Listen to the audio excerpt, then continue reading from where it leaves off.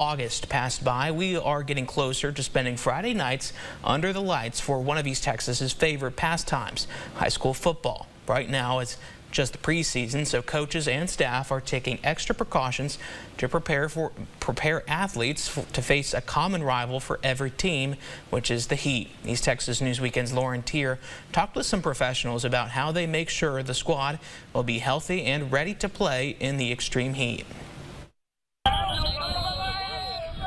The Bullard Panthers are one of many teams practicing on a daily basis to get ready for the regular season. They sometimes practice twice a day, and in that time they can lose several pounds of fluid through sweat, not to mention face the risk of heat exhaustion and extreme dehydration. While there is no way to avoid the extreme heat, they have a system to handle it and prepare their athletes. There are several avenues that we take to avoid heat issues.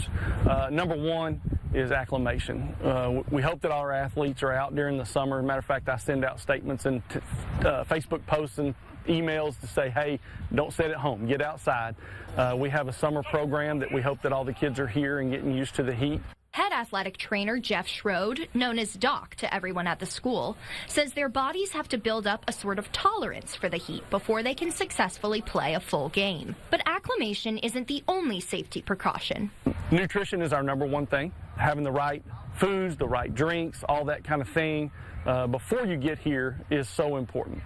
And athletes are given a fairly simple diet for their time in between practices. Get some chocolate milk and get a peanut butter and jelly sandwich. You're looking for carbs, you're looking for proteins, and you're trying to replace those electrolytes. Doc also tells the athletes to salt their food to replenish all of the sodium they've lost through sweat. Each athlete is advised to drink at least half an ounce of water for every pound they weigh during and after practice. Let's go, David! Doc also has the important job of teaching the student athletic trainers about preventing, recognizing, and treating heat-related illnesses.